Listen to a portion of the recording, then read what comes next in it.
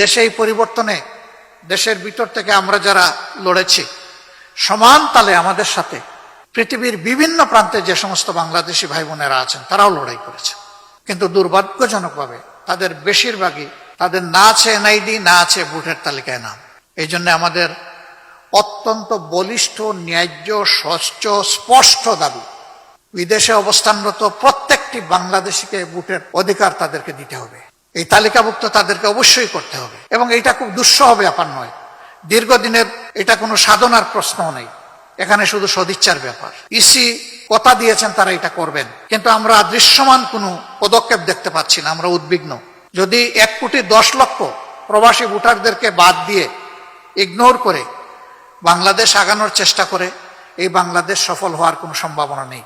কারণ তাদের সংখ্যা যাই হোক, তাদের রক্ত পানি হয়ে ফুটা ফুটা যে ঘাম জড়ে, সেই ঘাম থেকে তারা যে বৈদেশিক মুদ্রা অর্জন করেন, তাদের পাঠানো বৈদেশিক মুদ্রায় বাংলাদেশের অর্থনীতির চাকা চলছে।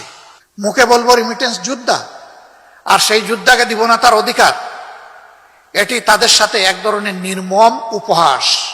আমরা এটার পরিসমাপ্তি দেখতে চাই। আমরা দেখতে চাই তাদের ভোটের অধিকার নিশ্চিত করা হয়েছে, এবং যোদ্ধা হিসেবে আরো যা তাদের পাওনা সেটাও তাদেরকে দেওয়া হয়েছে। তাহলে বাংলাদেশের অর্থনীতি আরো নতুন একটা ডাইমেনশনে গতিতে চলে যাবে ইনশাআল্লাহ। কিন্তু যদি তাদেরকে উপেক্ষা, অগ্রাহ্য, অপমান করা হয়, তাহলে তার করুণ পরিণতির জন্য আমাদেরকে অপেক্ষা করতে হবে।